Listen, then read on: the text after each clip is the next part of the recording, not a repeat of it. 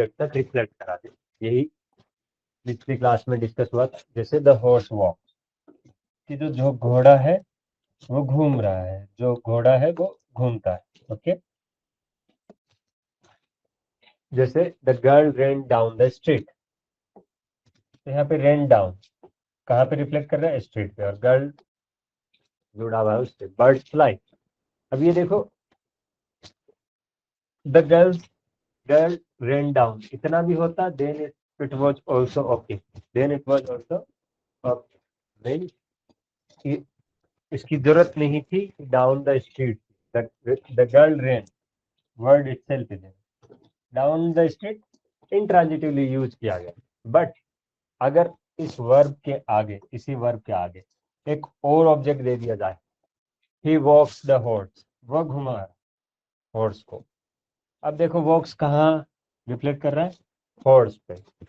The girl rain a needle into her finger, girl ने क्या किया? नीडल इनटू हर finger, एक अपने अंदर नीडल चुबा लिया उसने। मतलब रेन ए नीडल का मतलब क्या होता है? Caused a needle to run, ये मतलब उसने अपने जानबूझ के तो चुबाया नहीं, लेकिन चुभ गई उससे। The boys fly their kite, देखो स्टूडेंट, अब यहाँ पे बर्ड्स फ्लाई, यहाँ फ्लाई वर्ड, इसके पीछे कोई ऑब्जेक्ट नहीं था, मतलब ये वर्ब फ्लाई है, ये रिफ्लेक्ट या किक या पास नहीं कर रही थी सब्जेक्ट को किसी ऑब्जेक्ट। जब सब्जेक्ट को वर्ब पास नहीं करे किसी ऑब्जेक्ट पे, तो ऐसे वर्ब को बोला जाता है इंट्रांजिटिव वर्ब। इंट्रांजिटिव वर्ब्स, अब देखो सिमिलर वर्ब्स जब सब्जेक्ट ऑब्जेक्ट पे ट्रांसफर हो जाए, चाहे वर्ड वही रहे, नॉन कोई भी दिक्कत नहीं है। जैसे दे स्लेप्ट साउंडली, अब देखो ये साउंडली वर्ड है, ये वर्ड साउंडली, दे स्लेप्ट ए साउंड स्लीप, दोनों का मतलब एक ही है, ये भी अर्थ पूरा कर रहा है, ये भी अर्थ पूरा कर रहा है। बट ऊपर ये वर्ब है स्लेप्ट साउंडली, ये बता नहीं रहा है कि कैसे कहाँ पे क्या चीज हुई है, कोई पूरा कोई अर्थ कोई दूसरा ऑब्जेक्ट नहीं दे रहा है। बट यहाँ पे स्लीप क्या है? साउंड स्लीप एक ऑब्जेक्ट है, और स्लीप यहाँ पे वर्ब। ओके, तो ये ऑब्जेक्ट और ये सब्जेक्ट, तो सब्जेक्ट से जब वर्ब पास हो ऑब्जेक्ट में, तो उसको बोला जाता है ट्रांजिटिव वर्ब। जब पास नहीं हो, जैसे ऊपर वाला, ठीक है। अब साउंडली, अब क्या है साउंडली? स्लीप तो बोला ही नहीं उसने, दे स्लेप्ट साउंडली स्लीप, वो सेंटेंस ही गलत हो गया। इसलिए जब नहीं हो ऐसी चीजें, तो उसको बोला जाता है इंट्रांजिटिव वर्ब। तो इंट्रांजिटिव वर्ब कब होगी? जब सब्जेक्ट से ऑब्जेक्ट तक रिफ्लेक्ट नहीं हो। जैसे सेम वर्ड वॉक्स, यहाँ पे ऑब्जेक्ट वर्ब है, बट वहां पे सब्जेक्ट है। Okay, many trees fall in the monsoon, अब देखो कई ट्री गिरते हैं मानसून में, ठीक है, ये लिख दिया इन्होंने। लाई स्टिल, ठीक है, एक प्रीपोजिशन और उसका ऑब्जेक्ट है, लेकिन इसका ऑब्जेक्ट नहीं है कि भाई ये किस वजह से गिर रहा है। ठीक है, लाई स्टिल इंट्रांजिटिव वर्ब है, लाई, लाई, ले, लेन, ये होती है ब्रदर इंट्रांजिटिव वर्ब, कि मतलब ये जनरली ऑब्जेक्ट नहीं लेती, जनरली ऑब्जेक्ट नहीं लेती। ठीक है, लेकिन अगर यहां से वर्ड शुरू हो, ले, लाइट, लाइट, लाइट, ले, लाइट, लाइट, ठीक है। अब यहाँ पे ये बिहेव करती है ट्रांजिटिव, यहाँ पे ये बिहेव करती है ट्रांजिटिव, और ये वहां पे बिहेव करती है इंट्रांजिटिव। ओके, लाई स्टिल, मतलब सीधे खड़े रहो। अब कौन किसको बोल रहा है, कहाँ पे बोल रहा है, ये पूरा डिस्कस नहीं किया गया है। सो लाई वर्ड इज इंट्रांजिटिव। जब वर्ब फॉर्म में लाई आए तो इंट्रांजिटिव हो, मतलब ऑब्जेक्ट के द्वारा फॉलो नहीं होगी। Rise early with the lark, मतलब मॉर्निंग की चहचहाट के साथ उड़ जाना चाहिए।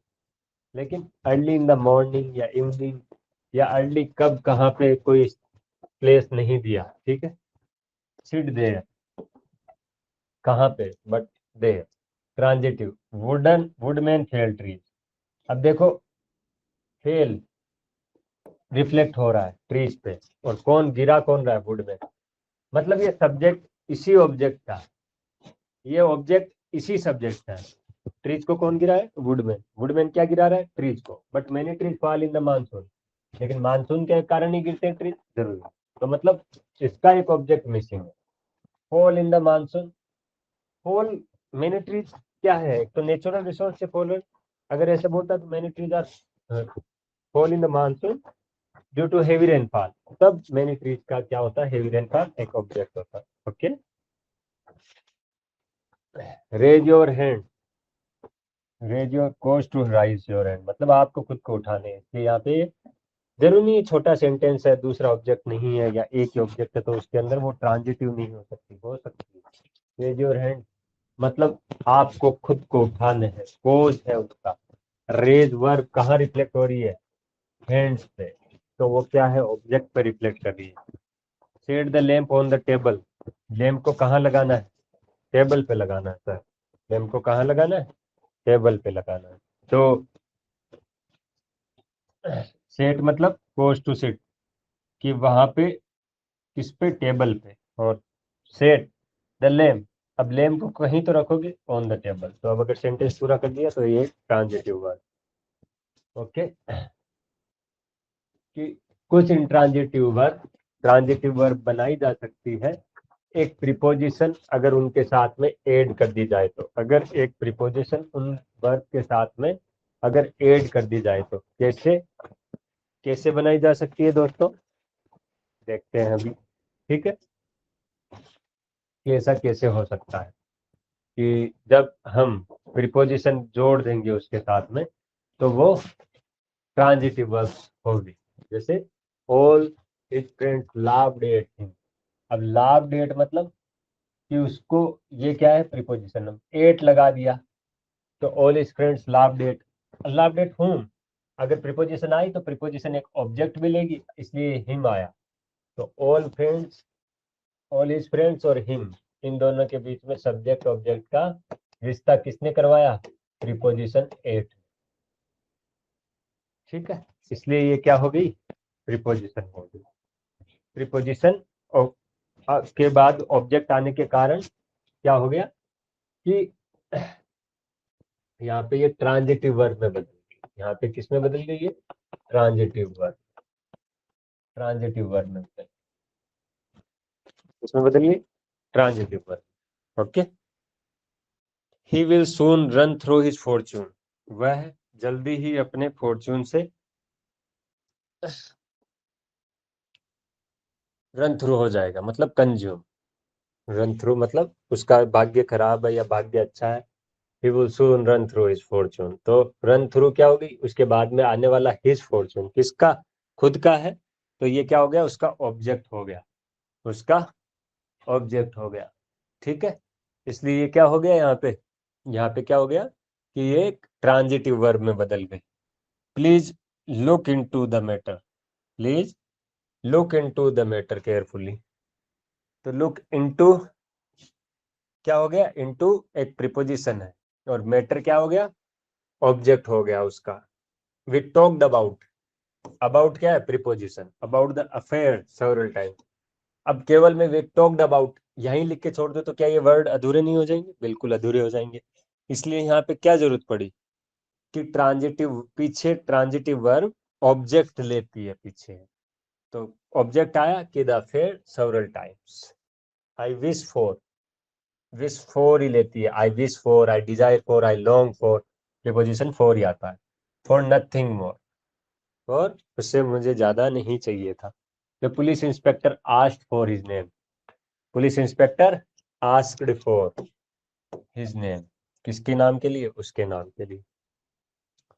शिवाजी ओवरकेम द एनिमी, कि कुछ कई बार प्रीपोजिशन वर्ब के पहले आती है। जैसे Shivaji overcame the enemy, Shivaji कहाँ आई? कहाँ? ये केम क्या है? वर्ब, और ये ओवर क्या है? प्रीपोजिशन। तो सही बात है कि नहीं? Shivaji overcame the enemy, he bravely withstood the attack. With किसके आगे आया? स्टूड के आगे। स्टूड अलग वर्ड है ना एक?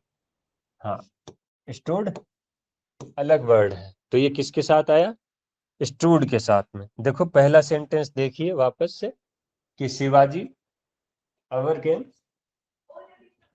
Overcame the enemy. AC on करना। Shivaji overcame the enemy, so our is used, our, so the word is here remote, so word is came, word is came, and preposition is over, preposition is over. So over is the preposition, came before the word, verb came. और second sentence में stood, stood के आगे क्या है? with, with is a preposition, flows is a, the river overflows its banks, तो flows is a verb, और उसके आगे क्या है? प्रीपोजिशन। तो क्या कहना है? कहने का मतलब क्या है? कई बार प्रीपोजिशन प्रीफिक्स की जाती है वर्ब के आगे, तो हमें ये ध्यान रखना है कि जरूरी नहीं हो कि वर्ब के बाद ही प्रीपोजिशन आए। वर्ब के बाद तो यहाँ पे देख ही रहे हो आप, लाभ डेट जनरली आती है कि वर्ब के बाद में प्रीपोजिशन को फॉलो किया जाता है, okay, but sometimes it comes before the preposition to, like Shivaji came over the enemy, not Shivaji over came the enemy. Shivaji दुश्मन से जीत गए, तो over came the enemy. The he bravely withstood the attack, he bravely stood with गलत हो जाएगा, with stood the river overflows its bank, okay. So कहाँ पे प्रीपोजिशन बाद में आती है, कहाँ पे प्रीपोजिशन पहले आती है, ये किसके ध्यान में रखना है? वर्ब के, ठीक है, वर्ब के। कि कई बार इंट्रांजिटिव वर्ब है, वो एक ऑब्जेक्ट उनको एक ऑब्जेक्ट उनको चाहिए ही, ठीक है, ताकि वर्ब को मीनिंग दे सकते हैं। लेकिन ऐसा ऑब्जेक्ट बोला जाता है कोग्नेट ऑब्जेक्ट, या मतलब लाइक ऑब्जेक्ट, कोग्नेट ऑब्जेक्ट, या जिसको बिना उसके काम नहीं चले, तो वैसे इंट्रांजिटिव वर्ब क्या बोलते हैं उसको? ऑब्जेक्ट वाली transitive intransitive verb. I have fought a good fight, अब इस फोर्ट से वापस आई have fought A fight, I have fought a good, ये अगर यहीं तक लग रहता तो ये आंसर, ये वर्ब ही गलत हो जाती, इसलिए हमने क्या काम में लिया? I have fought a good fight. He laughed at, he laughed a hearty laugh. अब देखो एक बार ये वर्ब आया, एक बार ये ऑब्जेक्ट, मतलब यहाँ नाउन का काम कर रहा है, यहाँ फाइट ये नाउन का काम कर रहा है, और यहाँ पे ये फोर्ट फाइट वर्ड से बना है, ये फाइट, फोर्ट और फोर्ट, मतलब यहाँ पे ये वर्ब का काम कर रहा है। और दूसरी बार जब यही फाइट वर्ड आया तो यहाँ पे ये फाइट फाइट नहीं आके नाउन की तरह आया। तो कई बार ये कहने का मतलब ये इंट्रांजिटिव वर्ब है, that sometimes they take the object as similar word, okay, object as the similar word, ताकि अच्छा लगे। I dreamt a strange dream, मुझे अलग सा सपना आया, तो ड्रीम्ड पहला, देखो कई बार ये ड्रीम्ड ये किस वर्ड से बना है? ड्रीम से, तो कई बार ये ड्रीम ऐसे ड्रीम्ड भी आएगा, और कई बार ये ड्रीम्ड भी आएगा, ड्रीम। अब देखो कई लोग सोचेंगे ये सही है, कई लोग सोचेंगे ये सही है, कई लोग इसको गलत बताएंगे, कई इसको गलत बताएंगे, but of course both are right, दोनों ही सही है, दोनों form of the verb are equally right as they used to be, okay. तो आप ऐसे नहीं सोचना है कि ये सही है या ये गलत है, बोथ आर राइट, कोई भी गलत नहीं है, कोई भी सही नहीं, दोनों ही सही है इक्वली, ओके। सो आपको ये नहीं सोचना है। Next thing, स्लीप्स the sleep of the just, उसकी जो स्लीप है वो स्लीप ऑफ द जस्ट है, ठीक है, उसकी स्लीप कैसे है, स्लीप ऑफ द जस्ट।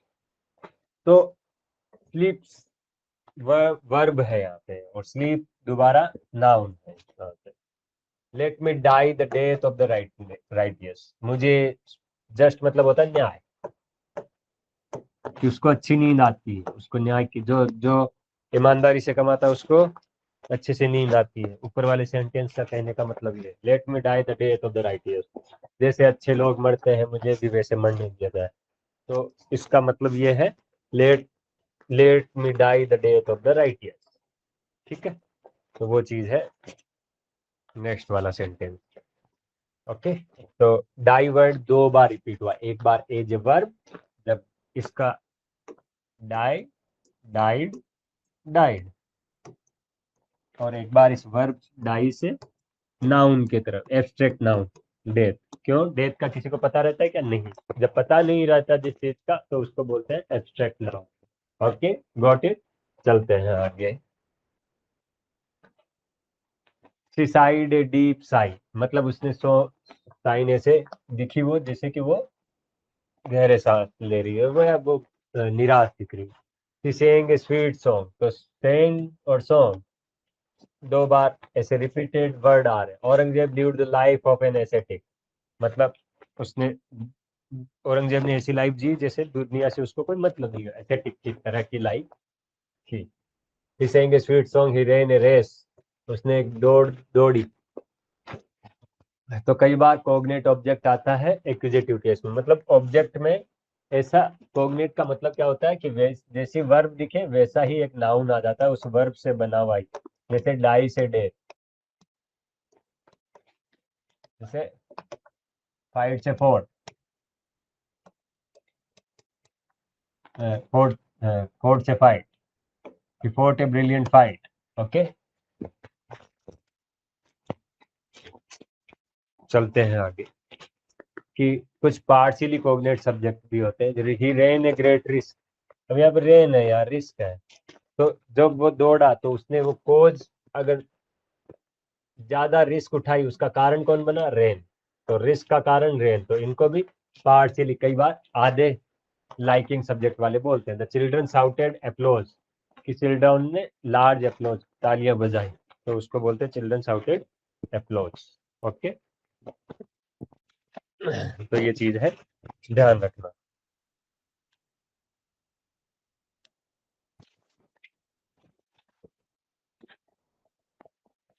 चलते हैं आगे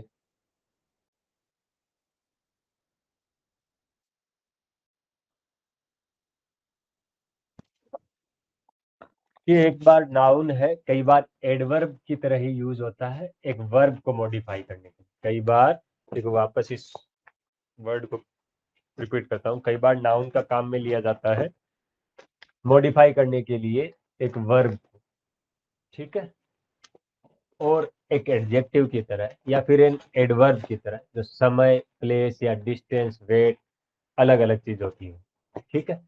तो इसको बोलते हैं एडवर्बियल एडजेक्ट, मतलब एडवर्ब की तरह भी काम करता है या उसका ऑब्जेक्ट बन के आता है एडवर्ब की तरह, और उसी को कहते हैं एक ऑब्जेक्टिव केस जब एडवर्बियली यूज होता है। कहने का मतलब क्या है, सिंपली सी ये बात है कि कोई भी नाउन है उसको अगर मॉडिफाई कर दिया जाए वर्ब की तरह, एडजेक्टिव की तरह या एडवर्ब की तरह, जब वो डिनोट कर रहा है आइदर टाइम या समय या जगह, प्लेस या डिस्टेंस, दूरी, वेट, वैल्यू, मतलब सारी चीजें क्या है, मेजरमेंट वाली, प्लेस टाइम कैलकुलेट कर सकते हैं, डिस्टेंस कैलकुलेट कर सकते हैं, वेट कैलकुलेट कर सकते हैं, वैल्यू कैलकुलेट कर सकते हैं, इस कार्ड उसको बोला जाता है एडवर्बियल ऑब्जेक्ट, ठीक है। जैसे ही हेल्ड द पोस्ट, उसने पोस्ट हेल्ड की, पोस्ट 10 ईयर्स, कितनी, 10 साल, तो ये 10 साल क्या हो गया, एक नाउन है जो कि मॉडिफाई कर दिया गया है कि एक एडजेक्टिव की तरह या एक एडवर्ब की तरह, तो यहाँ पे एक एडजेक्टिव की तरह यूज हो गया कि वो एडजेक्टिव ऑफ क्वांटिटी, कि पोस्ट कितनी साल हेल्ड की, 10 ईयर्स तक।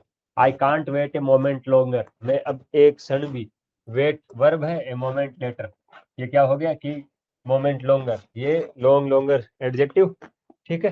तो एडजेक्टिव, ही वेंट होम, ये प्लेस के लिए आए, वेंट होम प्लेस है, तो नाउन को क्या बना दिया गया, वर्ब के बाद में आने वाला नाउन, तो एडवर्बियल फ्रेज, एडवर्बियल एक्यूजेटिव बना दिया जा रहा है। ही स्वेम ए माइल, 1 मील तक घूमा।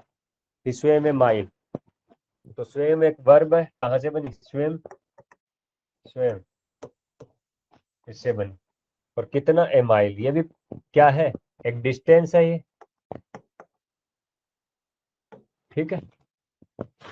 ही वेट 7 स्टोन, उसका वजन है 7 पत्थरों के बराबर। तो 7 स्टोन क्या है? Measurement. Value, the watch cost, कितनी है कॉस्ट? 50 rupees, 50 rupees. क्या है? वैल्यू। ये वेट है। तो ये सारे क्या है? एडवर्बियल फ्रेज कि वर्ब के बाद में आती है। तो कई बार एडजेक्टिव की तरह, कई बार एडवर्ब की तरह, कई बार और चीजों की तरह यूज होती है।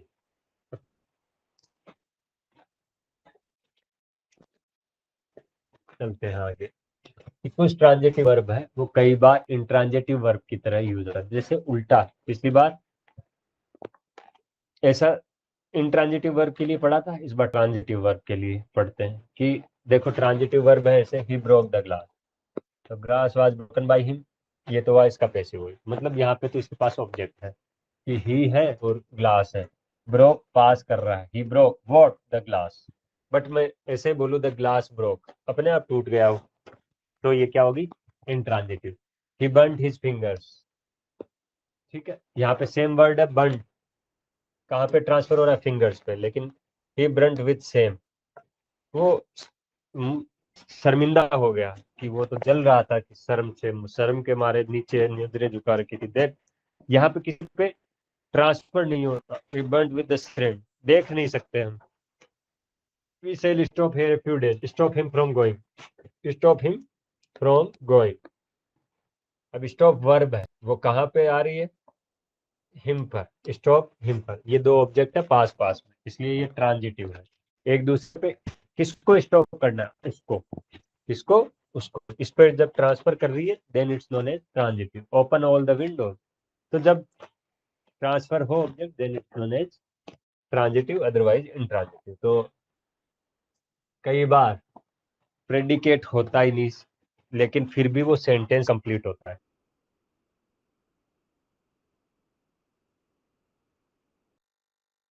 प्रेडिकेशन होता क्या है? मतलब ऑब्जेक्ट नहीं होता प्रॉपर, बट हम समझ जाते हैं जितना दिया हुआ होता। बेबी वॉज स्लीपिंग, बेबी सो रहा है, बेबी इज स्लीपिंग, तो वो चीज को हम सीधा लिख सकते हैं बेबी स्लीप्स। तो इसके पास में कोई ऑब्जेक्ट नहीं है। जैसे ये स्लीप्स तो क्या है? वर्ब है। स्लीप, स्लेप्ट, स्लेप्ट, ये वर्ब है। But then after being all that, अभी भी ये क्या है? इनकम्प्लीट प्रेडिक्शन का वो है। The baby seems happy, seems क्या है? वर्ब। ये क्या है? हैप्पी क्या है? ऑब्जेक्ट। ये क्या है? ऑब्जेक्ट है। On the other hand, if I say the baby seems, I do not make complete, it did not make। कि अगर मैं ये बोलूं बेबी सिम्स, तो ये कंप्लीट सेंस नहीं बनाएगा। वाई? कि बेबी देख रहा है, बट क्या देख रहा है? लेकिन ऐसे बोल सकते हैं कि the baby sleeps, the baby seems happy, happy for what? I don't know, but baby seems happy, sense बना रहा है। तो कई इंट्रांजिटिव वर्ब है, उनको तो क्या चाहिए? एक पीछे ऑब्जेक्ट चाहिए। लेकिन कई ट्रांजिटिव वर्ब है, उनको ऑब्जेक्ट नहीं चाहिए। तो वर्ड हैप्पी है वो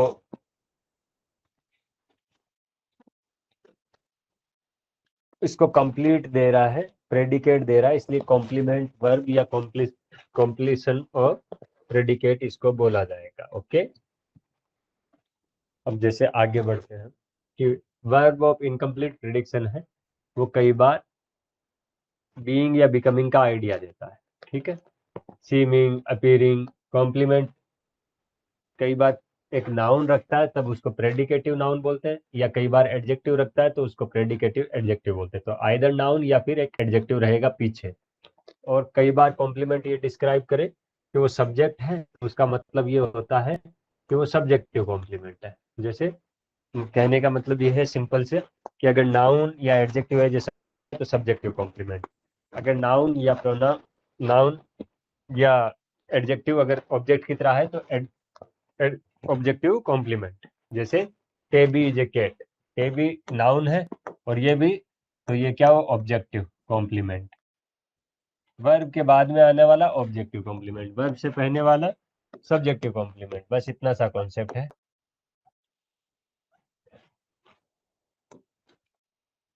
द अर्थ इज राउंड, तो अर्थ इज राउंड, अर्थ क्या है, सब्जेक्ट है, ये ऑब्जेक्ट है और बीच में वर्ब है। John became a soldier, John noun है, बिकेम वर्ब है, ए सोल्जर ऑब्जेक्ट है। Mister Mehta became a mayor, became verb है, मिस्टर मेहता एक सब्जेक्ट है और ये एक ऑब्जेक्ट है, तो ऑब्जेक्टिव कॉम्प्लीमेंट सब्जेक्टिव। बस इतना सा ध्यान रखना। द मैन सीम्स टायर्ड, अब यहाँ पे वर्ब पहचानो पहले कि सीम इज द वर्ब। मैन क्या है यहाँ पे, सब्जेक्ट, ये क्या है, object. You look happy, you happy, क्या फर्क है दोनों में, दोनों में क्या फर्क है। यू क्या है, सब्जेक्ट, सब्जेक्टिव कॉम्प्लीमेंट। प्रोनाउन है लेकिन इसका सब्जेक्ट बन के आ रहा है तो सब्जेक्टिव कॉम्प्लीमेंट। और हैप्पी क्या है, हैप्पी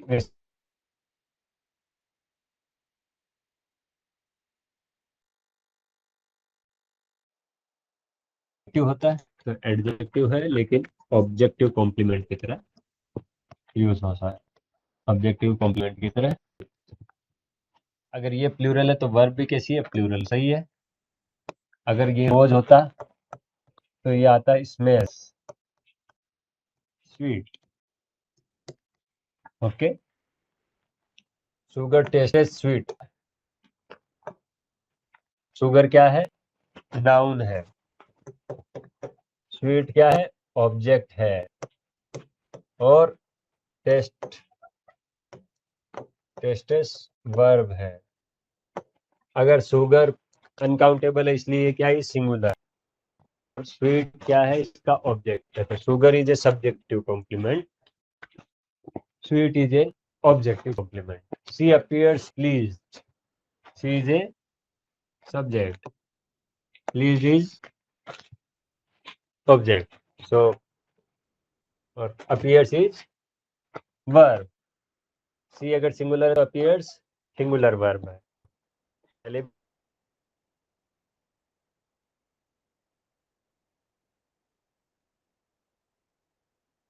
बताया था वर्ब के आगे एस या एस लगाने से वो कैसी हो जाती है, सिंगुलर। कैसी हो जाती है, सिंगुलर। वर्ब के आगे एस या एस हटाने से कैसी हो जाती है, वो अगर नाउन है, जैसे कि सेंटेंस 1 to 4 में था तो ये सब्जेक्ट में होता है, नॉमिनेटिव केस में होता है, अदरवाइज ऑब्जेक्टिव केस में होता है। कई ट्रांजिटिव वर्ब्स हैं, वो उनको एक ऑब्जेक्ट चाहिए उनको पूरा करने के लिए। The boy made Rama, made Rama captain, तो अगर ये कैप्टन वर्ड हटा लूं तो ये सेंटेंस इनकम्प्लीट सेंस देगा। द बॉयज मेड रामा, अब क्या बनाया, राम को कप्तान बनाया तो कैप्टन, तो कैप्टन वर्ड यूज करना जरूरी था, यहाँ पे कैप्टन वर्ड यूज करना जरूरी था, otherwise sentence would be wrong, otherwise sentence would be wrong. Okay, समझे मतलब कि his parents named him Hari, उसके पेरेंट्स ने उसको नाम क्या दिया, named him, his parents named him. अगर मैं ये सेंटेंस लिखूं, his parents named him,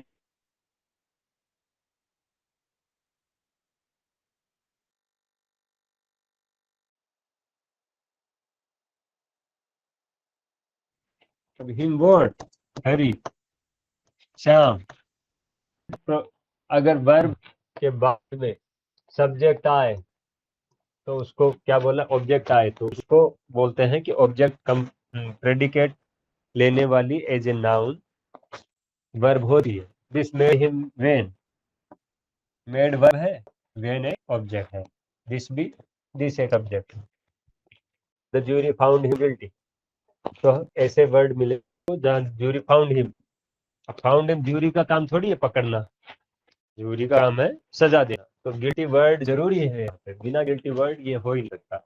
Rama called his cousin ए लायर, रामा अपने कजन को लायर बुलाता है। Exercise has made his muscles strong, किसने की? मसल्स स्ट्रॉन्ग, एक्सरसाइज ने। I consider the man trustworthy, consider is a verb, ये नाउन, ये ट्रस्टवर्दी इज ऑब्जेक्ट। ओके, तो ऐसे सेंटेंस आप कि आई कंसिडर द मैन, अब यहाँ तक ही रहेगा तो ये गलत होगा। अब मैन को क्या कंसिडर करता है? ट्रस्टवर्दी, विश्वसनीय, रिलायबल। तो क्या बोला? ट्रस्टवर्दी। बस यही वर्ड था कि उसने मैन को ट्रस्टवर्दी बोला है। आगे चलते हैं। God called the light day, called, God called the light day, the light day is God, the object, God is subject, called is the verb, ये एक आर्टिकल है। आर्टिकल एक नाउन के लिए आता है। Light day, we thought him a rascal, we thought him a, अगर मैं यहाँ पे खत्म कर लूँ इनकम्प्लीट सेंस, तो रास्कल जरूरी है। दे चोज हिम देयर लीड, उन्होंने चोज किया उसको उनका लीडर, दे एंड लीडर।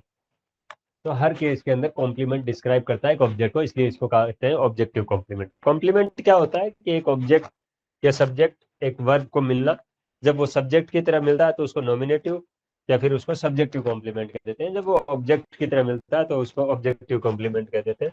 ठीक है, तो ये जनरली क्या होते हैं? नाउन होते हैं, या फिर कई बार एडजेक्टिव भी होते हैं। कि ये पूछा गया है कि वो वर्ब ट्रांजिटिव है, द हंग्री लायन रोर्स। ठीक है, तो ये रोर क्या है? एक नाउन है। द हंग्री लायन, लायन भी क्या है? तो लेकिन दोनों वर्ब ये पास पास है दोनों। लाइन रोअर्स, कौन सा? The hungry, hungry line. तो रिपोर्ट प्रोवाइड प्रूव्ड फॉल्स, कि जो रिपोर्ट थी प्रूव्ड, प्रूव्ड के बाद में फॉल्स, तो प्रूव्ड वर्ड कहाँ पे रिफ्लेक्ट हो रहा है? फॉल्स पे। सो ये क्या है? ट्रांजिटिव वर्ब है। जब वर्ब है वो रिफ्लेक्ट नहीं हो आगे वाले वर्ड पे तो वो इंट्रांजिटिव वर्ब है। बस यही इतना ही ध्यान रखना है कि the wind is cold, wind noun है, इज वर्ब कोल्ड, लेकिन कहाँ की विंड, क्या विंड, कुछ बताया नहीं है, तो इंट्रांजिटिव वर्ब है जब पास नहीं हो। ठीक है, तो ये एक्सरसाइज आप घर पे कर सकते हो कि कौन सी ट्रांजिटिव है कौन सी इंट्रांजिटिव है। कोई भी तुम्हें इसमें से ही टोल्ड ए लाई, तो आपको ये बताया गया था कि ले वर्ड है और एक लाई वर्ड है, ये इंट्रांजिटिव वर्ड है, ये ट्रांजिटिव वर्ड।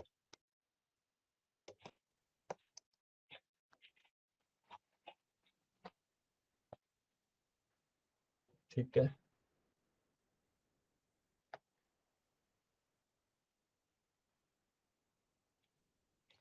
अब देखो कुछ यहीं पे वर्ब की सहायता से हम एक्टिव पैसिव वॉइस में जाते हैं कि वर्ब की सहायता से एक्टिव पैसिव वॉइस कहाँ कैसे करते हैं, वर्ब का क्या रोल है उसमें। कि रामा हेल्प्स हरी, तो देखो इसमें तीन ही चीज है, बहुत छोटा सेंटेंस है, इसलिए अपन बेसिक बेसिक से करते हैं और बाद में हार्ड कॉम्प्लेक्स सेंटेंस के भी एक्टिव से पैसिव बनाएंगे, जस्ट रिवर्सल फॉर्म में बनाएंगे। देखो मैंने वर्ब में इसको क्यों लिया, हमने चार पांच चीजें कर ली है। तीन, एक नाउन कर लिया है, प्रोनाउन कर लिया है, एडजेक्टिव कर लिया और वर्ब। ठीक है, तो एक एक सब्जेक्ट एक सेंटेंस का और एक ऑब्जेक्ट एक सेंटेंस का क्या होते हैं? दोनों नाउन होते हैं। ठीक है, उसकी जगह क्या आता है? प्रोनाउन। ओके, एडजेक्टिव नाउन के आगे आता है, और वर्ब सेंटेंस को कंप्लीट कराने का काम करती है। इन तीनों को जोड़ने का काम कौन करती है? वर्ब। ठीक है, तो जब हमें ये तीन चार चीजें आ गई, then we can go to the passive voice. ठीक है, रिपोर्टेड स्पीच क्यों नहीं लिया अभी, क्योंकि उसके तक पहुंचने में हमें थोड़े और दो तीन पार्ट ऑफ स्पीच है वो कवर करने पड़ेंगे, जैसे कंजक्शन है, जैसे प्रोनाउन का कन्वर्जन है, तो वो चीजें भी करनी पड़ेगी। तो अभी जो हमारा हुआ है वर्ब, उसका यूटिलाइजेशन हम देखते हैं कि पैसिव वॉइस को यूटिलाइजेशन कैसे किया जा सकता है। कि रामा हेल्प्स हर, अब देखो इसके अंदर दो नाउन आए, एक सब्जेक्ट बन के, अभी पढ़ा था कि वर्ब के बाद वाला ऑब्जेक्ट होता है, वर्ब के पहले वाला सब्जेक्ट होता है। ठीक है, ऑब्जेक्ट बन के। अब कौन किसको हेल्प कर रहा है? रामा हेल्प्स हरी, तो हरी को हेल्प की जा रही है। ठीक है, अभी पैसिव वॉइस ऐसे वॉइस नहीं बना। ठीक है, ज्यादा उनको रूल नहीं रटने। अब देखो ये सेंटेंस हेल्प्स, एस या यस लगा है, तो ये सिंपली किस में है कि प्रेजेंट टेंस में। किसमें है? प्रेजेंट टेंस में। इसको कैसे बनाया जा सकता है कि ये पहले ये बताओ कि राम सिंगुलर है या प्लूरल। तो राम एक सिंगुलर सब्जेक्ट है कि एक ही तो है, तो हरी भी कैसा है? एक ही है। तो वर्ब डिपेंड करेगी। अब जब पैसिव वॉइस बनाएंगे तो ऑब्जेक्ट पे, उसको देखना है, सब्जेक्ट को नहीं देखना। वो हो सकता है कि वो सिंगुलर हो सकता है वो प्लूरल हो, ठीक है, उसको ज्यादा ध्यान नहीं देना है। तो हरी को सबसे आगे लाएंगे, मतलब जैसे ये कंस्ट्रक्शन कैसा था, सिंपली ऐसा था।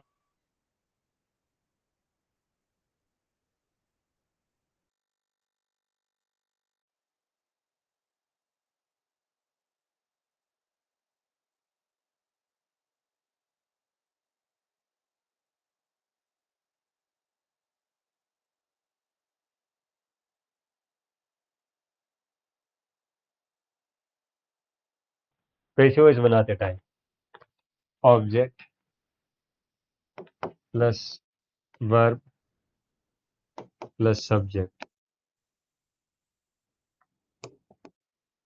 जैसे हरी अकेला है तो इज, प्लूरल होता तो आर। हेल्प का क्या हो जाएगी? तीनों फॉर्म, हेल्प्ड बाय राम। हरी की हेल्प की जाती है राम। तो यहाँ पे हम सीख सकते हैं कि सेंटेंस फर्स्ट के अंदर वर्ब है, वो कह रही है कि पर्सन किस सब्जेक्ट को क्या कर रहा है, कि राम कर रहा है किसकी हेल्प? हरी की। तो राम पर्सन क्या है? सब्जेक्ट। हरी सब्जेक्ट, हरी क्या है? ऑब्जेक्ट। उस पर काम कराया जा रहा है, ठीक है। तो फिर दोबारा हमने जब सेंटेंस कंस्ट्रक्शन किया तो क्या किया? ऑब्जेक्ट को पहले लाए और बाद में subject. So that was our rule. Okay, simple चीज थी कि वर्ब का खेल है, वर्ब वर्ब की जगह रहेगी। वर्ब का बस इतना ही करना है कि वर्ब की फर्स्ट फॉर्म को थर्ड फॉर्म में बदल देना है। हेल्प को क्या किस में बदल गया? हेल्प, हेल्प्ड, ठीक है।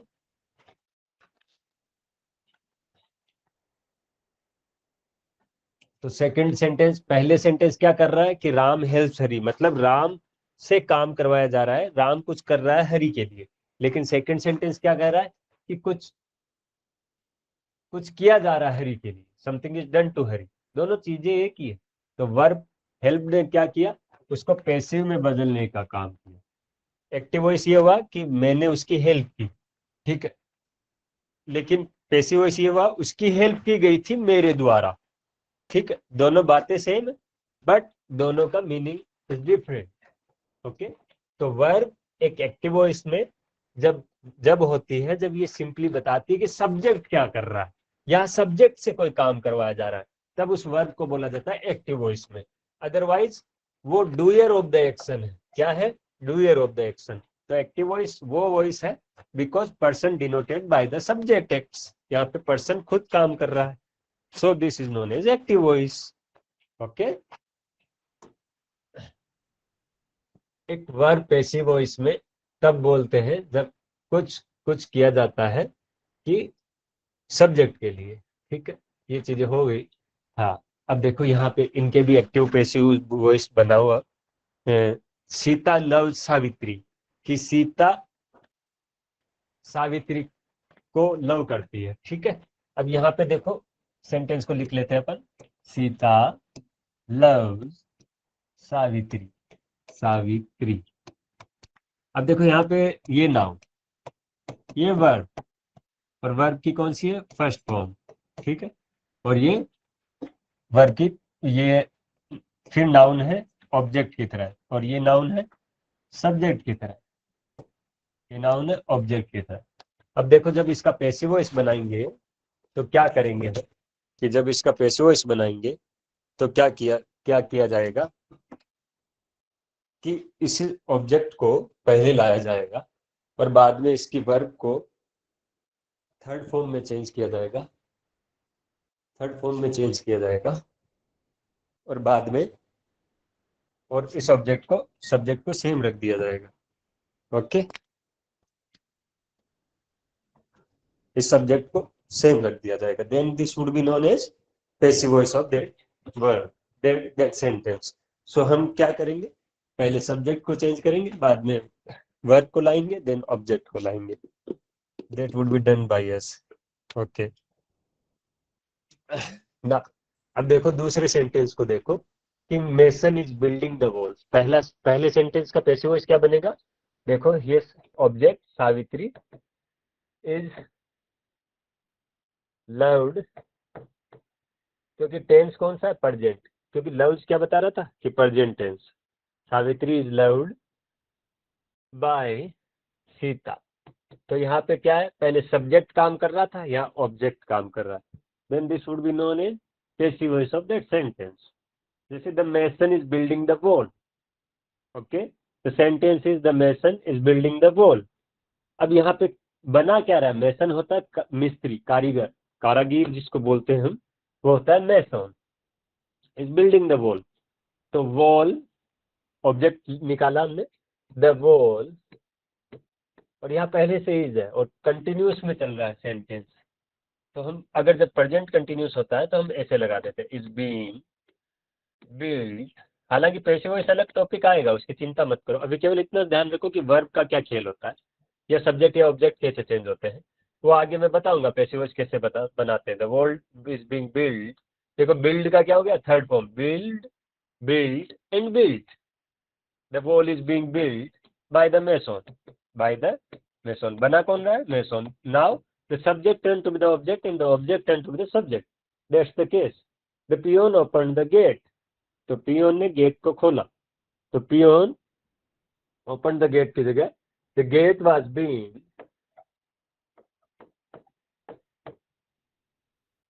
gate was being opened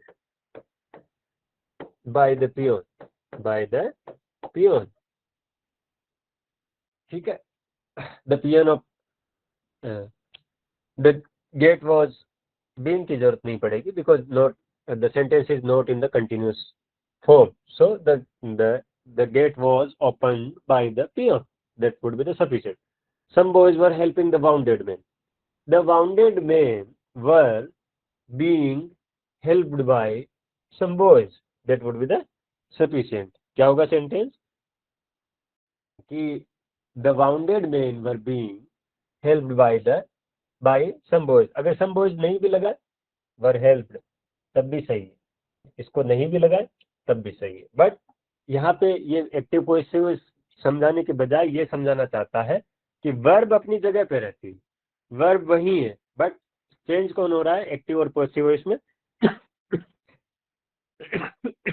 subject and object are interchanging their places. Subject become the object in the active voice, in the passive voice, and the object become the subject in the passive voice. Okay, what is the subject in the active voice would be the object in the passive voice, and what would be the object in the active voice would be the subject in the passive voice. Next, कि active voice है, he will finish the work in a fortnight. A fortnight का मतलब होता है 15 दिन में वो काम कर लेगा. द आ छुपा हुआ बीच में. जरूरी नहीं कि हमेशा ऑब्जेक्ट पीछे ही रहेगा. तो work will be finish, will के बाद में क्या लग जाएगा? बी. फ्यूचर टेंस है तो बी लगता है. Be finish in a fort. The work will be finish by him in a fort. के द्वारा फोर्टनाइट के अंदर वर्क डन. क्या है? बाय आज दिस डन. अगर देखो ये सिंपल सेंटेंस है, who did this, part simple. अब आपको पहचानना है कि पार्ट सिंपल की क्या पहचान है. कहाँ से बना ये? Do, did, done. कौन सी वर्ब आई? वर्ब की सेकंड फॉर्म. कौन से सेंटेंस में आई? केवल इसके अंदर. Who did this. तो यहाँ पे क्या आई? By whom was this done. By whom was this done. तो ये आया ये आया पैसिव वॉइस इसका. जो हु का ऑब्जेक्ट whom. एक्यूजेटिव केस क्या होता है? हु का whom.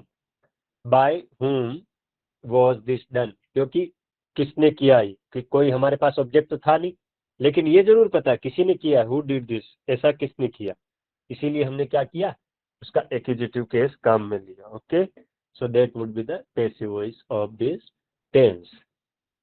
Next sentence that would be like 7 sentence. What did your brother write? Why did your brother write such a letter? इस जो WH वाले से क्वेश्चन शुरू होते हैं और Y से क्वेश्चन शुरू होते हैं, we at the time of the making their passive voice we can construct the sentence with Y only. तो why was such a letter, देखो Y के बाद में क्या लाए, Y object, such a letter, Why was such a letter, Y के बाद verb, was a such a letter written by your brother, written by your brother। तो ये क्या नोटिस किया कि वर्ब चेंज होती है एक्टिव से पैसिव वॉइस में, ऑब्जेक्ट है ट्रांजिटिव वर्ब का, वो एक्टिव से पैसिव वॉइस में, वर्ब का स्थान सेम रखा जाता है बट वर्ब की फॉर्म चेंज कर दी जाती है during making the active to passive voice और passive to active voice. In the active voice verb first form is the use, while making the passive voice verb third form is used। हालांकि उस tense को change नहीं किया जाता, जैसे he is eating mango, mango is being eaten, eat से eaten हो गई but the verb, the helping verb is still the same, is still relevant to the tense, means the tense is same, tense वही रह रहा है। देखो is का reported speech की तरह नहीं करते हम कि वर्ब को ही चेंज कर दे हेल्पिंग को ताकि वो प्रेजेंट टेंस पास्ट टेंस में हो जाए, वहां और किसी के सेंटेंस को कोई कोट करता है, सो उसको हम डायरेक्ट या इनडायरेक्ट स्पीच बोलते हैं, but here the things is not similar, so here what it would be, who did this, by whom this was this done, verb is still the same, verb is still the same, so who did this, it's known as who did this। ये part simple का tense था, part simple का tense को बनाने के लिए हमने bye whom was this done। तो सावित्री जो पहला एक्टिव केस है उसके अंदर, ठीक है, ये पहली चीजें हो चुकी है कि कई बार मॉडल वर्ब का कैसे बनता है कि मॉडल वर्ब और उसके साथ में बेस वर्ब लगा देते हैं तो उसको बन जाता है। आगे चलते हैं कि जैसे अब ये प्रेजेंट सिंपल का कैसे बनता है पैसिव वॉइस, जैसे प्रेजेंट सिंपल में एक वर्ब है टेक या टेक्स, तो उसका बनता है इज टेकन, एम टेकन या are taken. Okay, is taken, am taken या are taken. I am taken by this step, I am taken aback by this step, he is taking the breakfast, they are taking the breakfast, so breakfast is being taken by them। ठीक है, जब present tense होगा तब, जब present continuous होगा, ये सारी पहचान किसकी है, एक्टिव वॉइसेज की, कि एक्टिव वॉइस में ऐसी मिलेगी आपको वर्ब। तो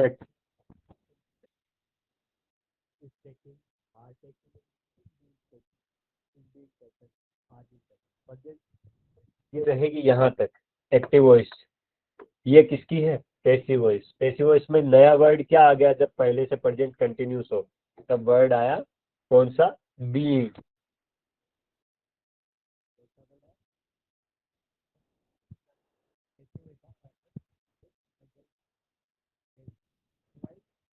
ऐसा नहीं है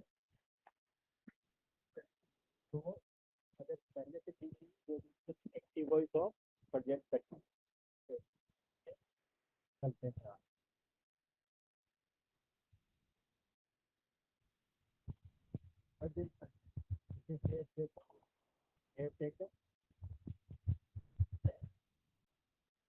ये वर्ड है, अगर ए सेकंड, अगर ए सेकंड है, अगर ये वर्ड है, देन व्हाट विल हैपन कि हैज बीन टेकन, मतलब बीन वर्ड आ जाएगा, बीन टेकन कब, जब पैसिव वॉइस बनाएंगे, मतलब ये किसकी पहचान है, प्रेजेंट परफेक्ट की। वर्ब में किसकी पहचान है, प्रेजेंट परफेक्ट, वर्ब की तो पढ़ रहे हैं हम, तो वर्ब के अंदर अगर ऑक्सिलरी वर्ब हैज टेकन या हैव टेकन रहा तो हैज बीन टेकन या हैव बीन टेकन आ जाएगा। ओके, जैसे सिंपल पास्ट टुक या टुक का क्या हो जाएगा, वॉज टेकन वर टेकन, टुक का क्या हो जाएगा, वॉज टेकन वर टेकन, ऐसे हो जाएगा।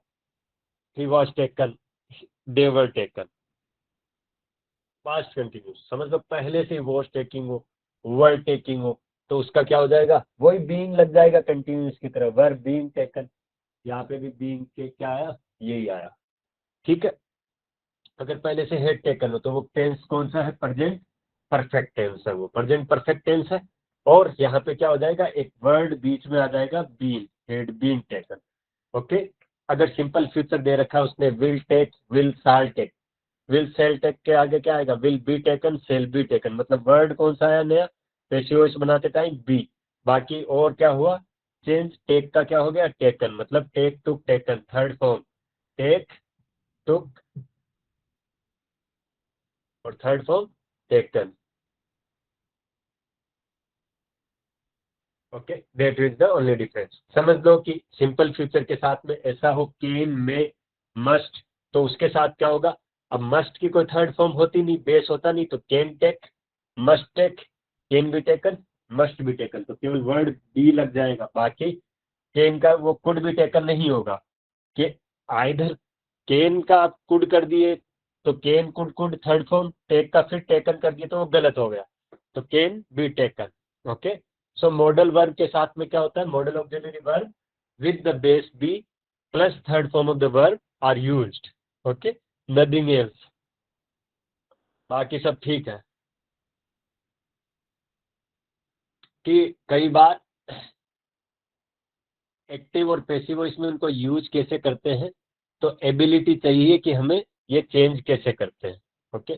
केवल 8 ही सेंटेंस टेंसेज का पैसिव वॉइस एक्टिव से पैसिव वॉइस बनता है, 9 12 में से 8 ही का बनता है। अब कौन कौन से का नहीं बनेगा, प्रेजेंट परफेक्ट कंटिन्यूस का नहीं बनेगा, past perfect continuous, future perfect continuous, तीन तो ये गए, ठीक है। अब फ्यूचर परफेक्ट कंटिन्यूस का नहीं बनेगा तो फ्यूचर परफेक्ट का भी नहीं बनेगा, बाकी सबके बनेंगे। तो ये 4 गए, टोटल 12 टेंस होते हैं, उनमें से 4 के इनके नहीं बनते, अदरवाइज बाकी के सारों के बनते हैं। कि और उनको चेंज कैसे करते हैं एक्टिव को पैसिव वॉइस या वापस, तो ये केवल वर्ब का खेल नहीं, अभी और भी कुछ चीजें जाननी होगी। तो अभी यहाँ पे जानना जरूरी ये नहीं था कि एक्टिव से पैसिव वॉइस कैसे बनता है, बट वर्ब कैसे चेंज होती है फर्स्ट फॉर्म से third form, that was important, okay. It was not important that how active to passive voice are made. तो हम कल ये अगली क्लास में फिर सीखेंगे कि एक्टिव वॉइस से पैसिव वॉइस कैसे बनाते हैं, कुछ और एक्टिव से पैसिव वॉइस कैसे बनाते हैं, एंड दैट्स ऑल आज के लिए।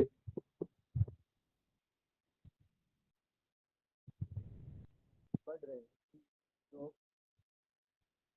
क्लासेज है वो वर्ब तक आ गई है, ये 6 7 8 पार्ट ऑफ स्पीच होने के बाद में हम static part, comprehension, close, parajumble उधर चलेंगे। बने रहिए क्लास में। जैसे जैसे आप पढ़ोगे मार्क्स आपके, जब मॉक टेस्ट लगाओगे तो मार्क्स आपके इंक्रीज होते जाएंगे, जैसे जैसे आईबीपीएस के आप एरर्स लगाओगे वहां से निकाल के, then your marks would certainly increase, okay. So thank you for today's class, we will meet in the second class. Stay spirited, stay healthy. Okay, thank you.